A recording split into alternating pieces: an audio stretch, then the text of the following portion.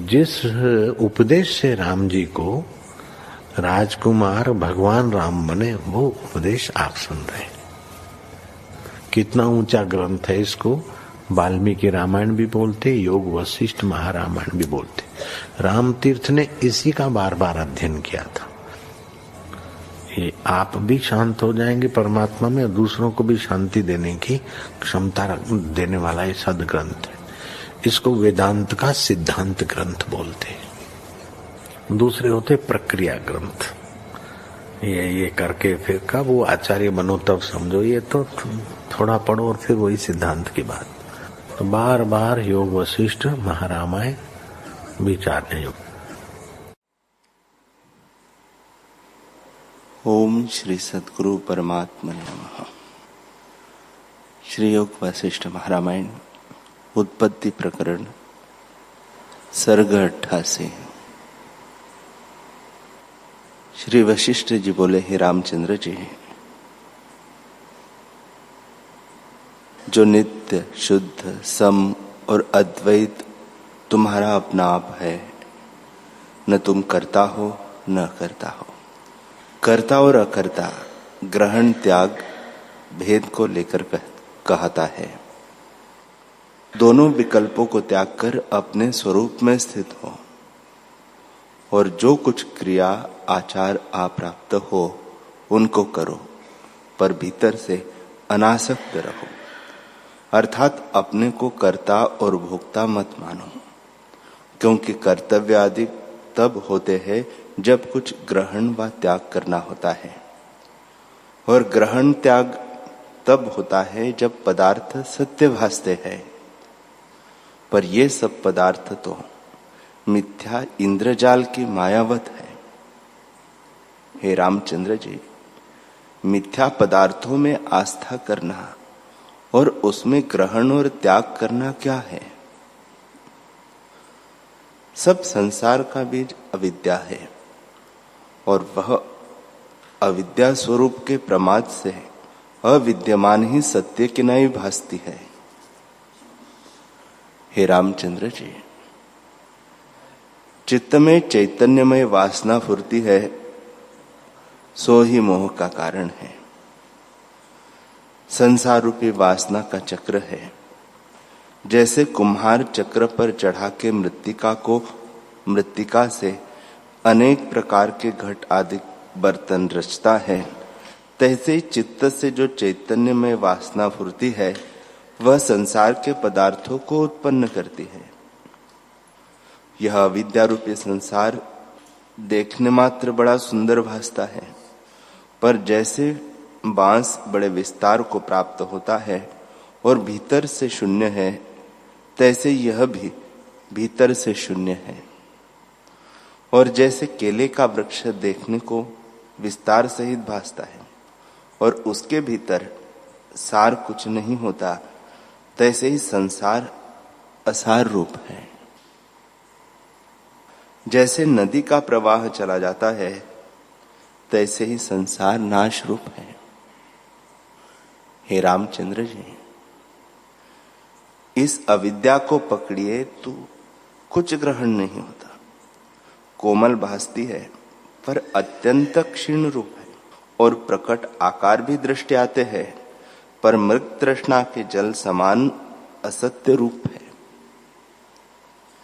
अविद्या माया जिससे यह जगत उपजता है, कहीं विकार है, कहीं स्पष्ट है और कहीं दीर्घ रूप भासती है, और आत्मा से व्यतिरेक भाव को प्राप्त होती है।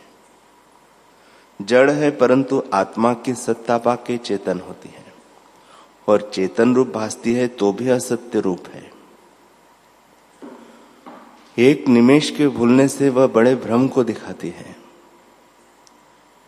जहां निर्मल प्रकाश रूप आत्मा है, उसमें तम दिखाती है कि मैं आत्मा को नहीं जानती। जैसे उल्लू को सूर्य में अंधकार भासता है, तैसे ही मूर्खों को अनुभव रूप आत्मा नहीं भासता। जगत भासता है जो असत्य रूप है। जैसे मृग तृष्णा की नदी विस्तार सहित भासती है, तैसे ही अविद्या नाना रंग विलास विकार विषम सूक्ष्म कोमल और कठिन रूप है, और स्त्री की नाई चंचल और क्षोभ रूप सर्पिणी है, जो तृष्णा रूपी जिह्वा से मार डालती है। वह दीपक की शिखावत प्रकाशमान है। जैसे जब तक स्नेह होता है तब तक दीप शिखा प्रज्वलित होती है, और जब तेल चुक जाता है तब निर्वाण हो जाती है, तैसे ही जब तक भोगों में प्रीति है तब तक अविद्या वृद्धि है, और जब भोगों में स्नेह क्षीण होता है तब नष्ट हो जाती है। राग रूपी अविद्या तृष्णा बिना नहीं रहती, और भोग रूप प्रकाश बिजली की नाई चमत्कार करती है। इनके आश्रय में जो कार्य करो तो नहीं होते, क्षण भंगुर रूप है। जैसे बिजली मेघ के आश्रय है, तैसे ही अविद्या मूर्खों के आश्रय रहती है और तृष्णा देने वाली है। भोग पदार्थ बड़े यत्न से प्राप्त होते हैं, और जब प्राप्त हुए तब अनर्थ उत्पन्न करते हैं। जो भोगों के निमित्त यत्न करते हैं उनको धिक्कार है, क्योंकि भोग बड़े यत्न से प्राप्त होते हैं और फिर स्थिर नहीं रहते, बल्कि अनर्थ उत्पन्न करते हैं। उनकी तृष्णा करके जो भटकते हैं वे महामूर्ख है।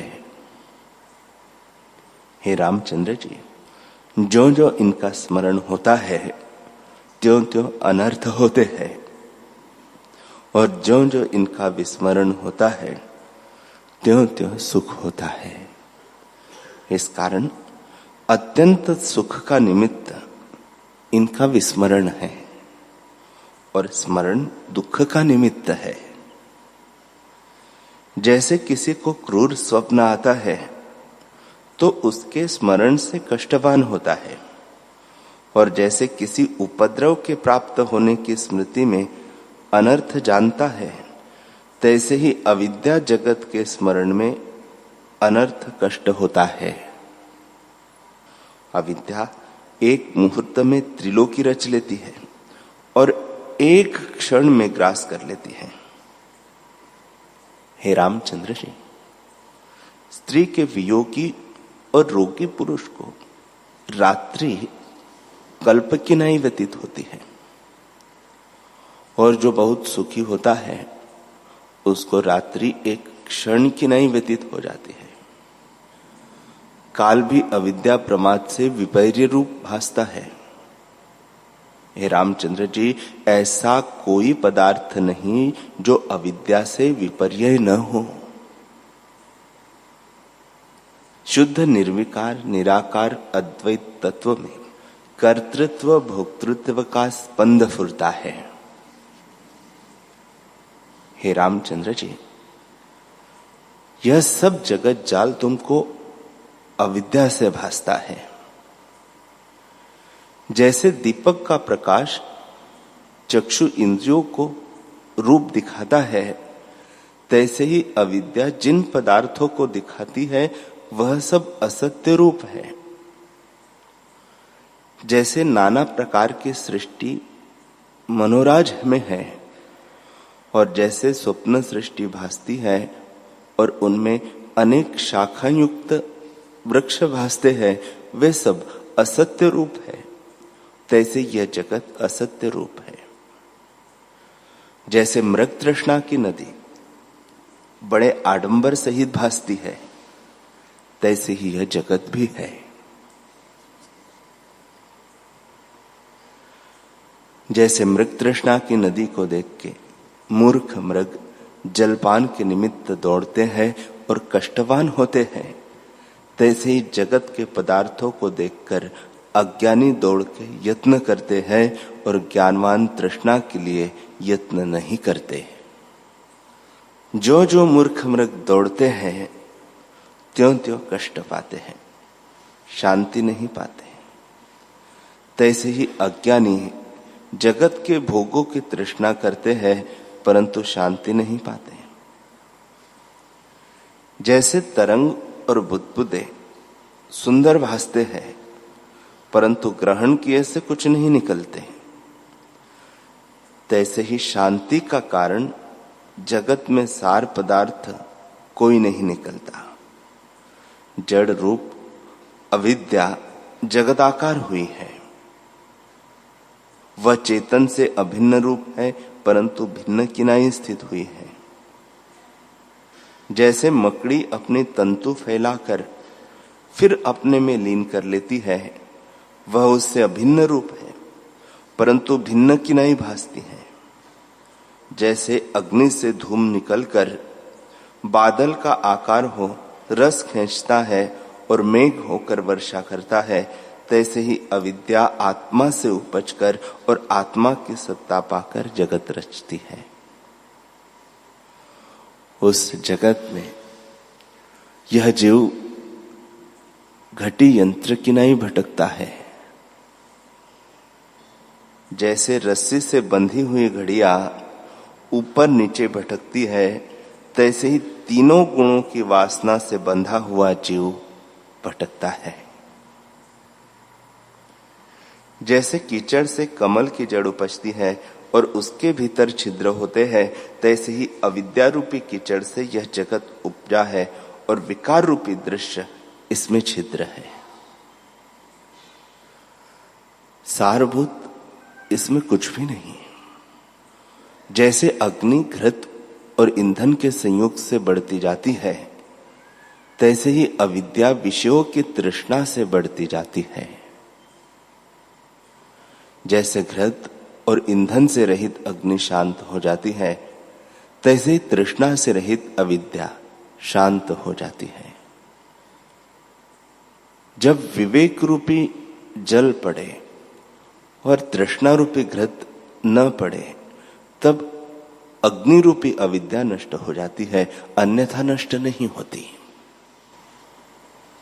हे रामचंद्र जी, यह अविद्या दीपक शिखा के तुल्य है और तृष्णा रूपी तेल से अधिक प्रकाशवान होती है।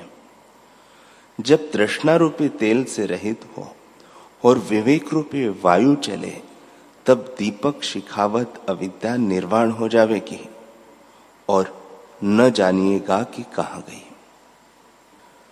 अविद्या कुहरे किनाई आवरण करती भासती है, परंतु ग्रहण करिए तो कुछ हाथ नहीं आती। देखने मात्र स्पष्ट दृष्टि आती है, परंतु विचार करने से अणु मात्र भी नहीं रहती। जैसे रात्रि को बड़ा अंधकार भासता है, परंतु जब दीपक लेकर देखिए तब अणु मात्र भी अंधकार नहीं दिखता। वैसे ही विचार करने से अविद्या नहीं रहती। जैसे भ्रांति से आकाश में नीलता और दूसरा चंद्रमा भासता है, जैसे स्वप्न की सृष्टि भासती है, जैसे नाव पर चढ़े से तट के वृक्ष चलते भासते हैं, और जैसे मृग तृष्णा की नदी सीपी में रूपा और रस्सी में सर्प भ्रम से भासता है, वैसे ही अविद्या रूपी जगत अज्ञानी को सत्य भासता है। हे रामचंद्र जी,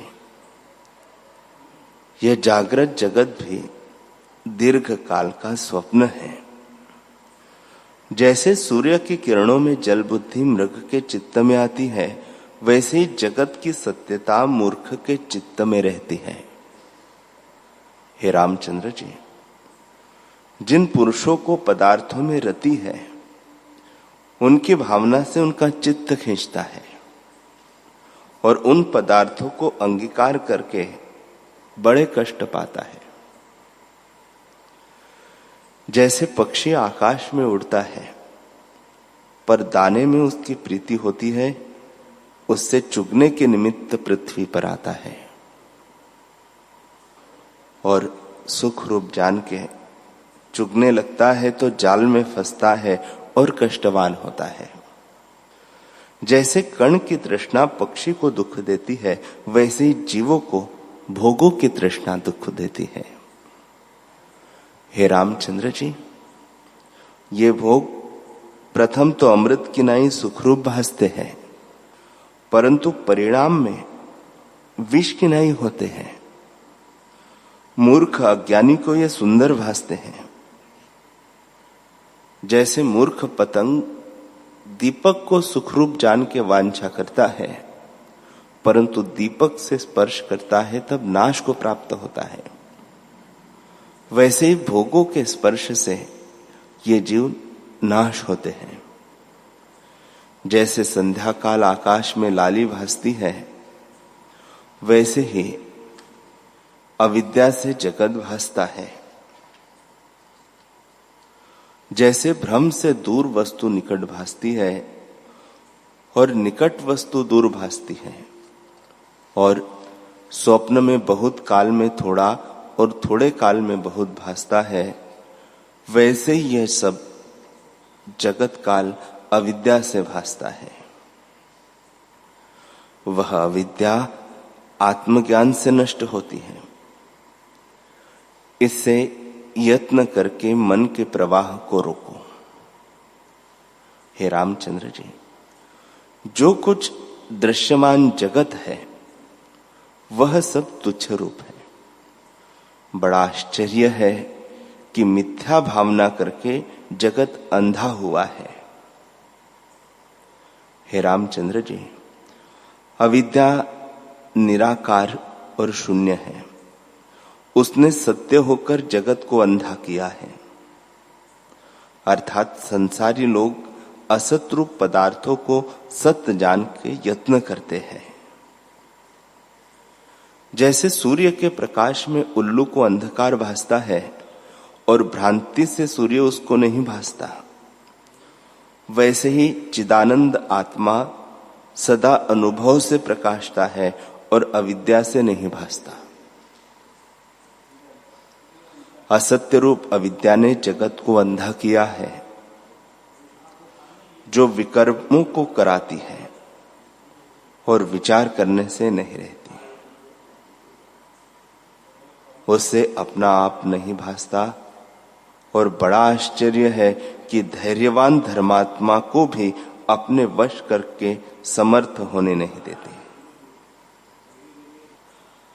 अविचार सिद्ध अविद्या रूपी स्त्री ने पुरुषों को अंधा किया है और अनंत दुखों का विस्तार फैलाती है। यह उत्पत्ति और नाश, सुख और दुख को कराती है, आत्मा को भासती है। अनंत दुख अज्ञान से दिखाती है, बोध से ही हीन कराती है और काम क्रोध उपजाती है, और मन में वासना से यही भावना वृद्धि करती है। हे रामचंद्र जी, यह अविद्या निराकार रूप है और इसने जीव को बांधा है। जैसे स्वप्न में कोई आपको बंधा देखे, वैसे ही अविद्या है। स्वरूप के प्रमाद का ही नाम अविद्या है और कुछ नहीं। इतना सुनकर राम जी ने पूछा, हे भगवान, जो कुछ जगत दिखता है वह सब यदि अविद्या से उपजा है तो वह निवृत्त किस भांति होती है?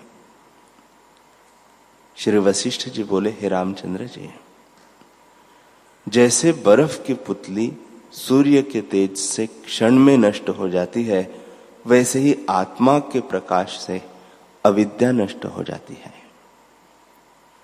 जब तक आत्मा का दर्शन नहीं होता, तब तक अविद्या मनुष्य को भ्रम दिखाती है और नाना प्रकार के दुखों को प्राप्त कराती है।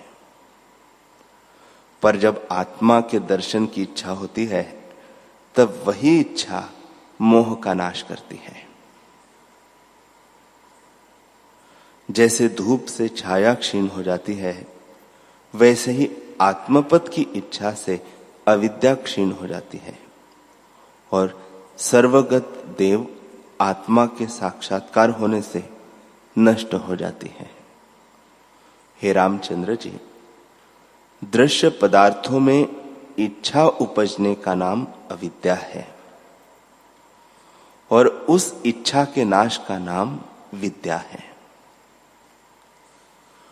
उस विद्या ही का नाम मोक्ष है। अविद्या का नाश भी संकल्प मात्र है।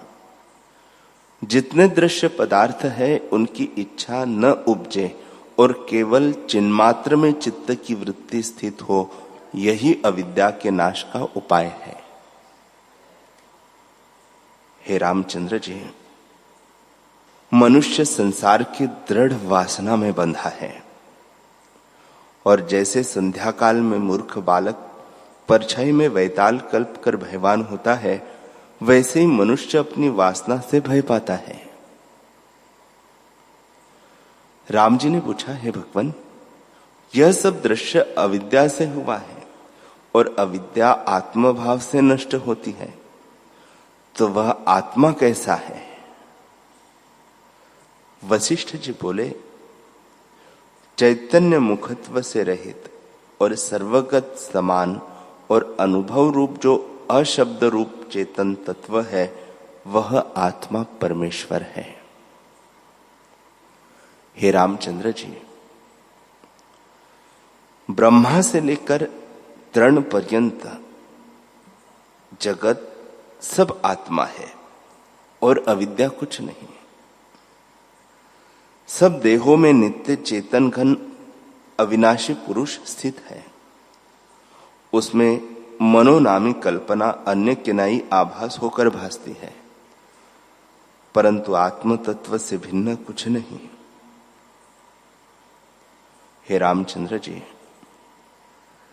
न कोई जन्मता है न मरता है और न कोई विकार है। केवल आत्म तत्व प्रकाश सत्ता समान अविनाशी चैत्य से रहित शुद्ध चिन्मात्र अपने आप में स्थित है। अनित्य, सर्वगत, शुद्ध, चिन्मात्र, निरुपद्रव, शांत रूप, सत्ता समान निर्विकार अद्वैत आत्मा है। हे रामचंद्र जी, उस एक सर्वगत देव सर्वशक्ति महात्मा में जब विभाग कलना शक्ति प्रकट होती है तो उसका नाम मन होता है। जैसे समुद्र में द्रवता से लहरें होती है, वैसे ही शुद्ध चिन्मात्र में जो चैतन्यता होती है उसका नाम मन है। वही संकल्प कल्पना से दृश्य की नहीं भासता है और उसी संकल्पना का नाम अविद्या कहा गया है। संकल्प ही से वह उपजती है और कल्पना से ही नष्ट हो जाती है। जैसे वायु से अग्नि उपजती है और वायु में ही लीन होती है, वैसे ही संकल्प से अविद्या रूपी जगत उपजता है और संकल्प से ही नष्ट हो जाता है। जब चित्त की वृत्ति दृश्य की ओर फुरती है तब अविद्या बढ़ती है, और जब दृश्य की वृत्ति नष्ट हो और स्वरूप की ओर आवे तब यह अविद्या नष्ट हो जाती है। हे रामचंद्र जी, जब यह संकल्प करता है कि मैं ब्रह्म नहीं हूं, तब मन दृढ़ बंधनमय होता है, और जब यही संकल्प दृढ़ करता है कि सब ब्रह्म है, तब मुक्त होता है। जब अनात्मा में अहम अभिमान का संकल्प करता है तब बंधन होता है और सर्व ब्रह्म के संकल्प से मुक्त होता है। दृश्य का संकल्प बंध होता है और असंकल्प ही मोक्ष है। आगे जैसे तुम्हारी इच्छा हो वैसे करो।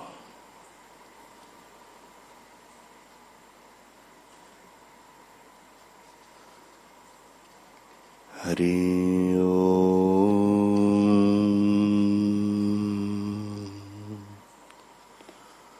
हरि ओम।